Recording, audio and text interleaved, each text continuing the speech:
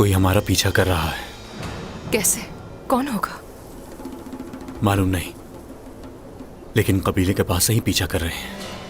اگر جنگ چاہتے ہو تو کرو سامنا.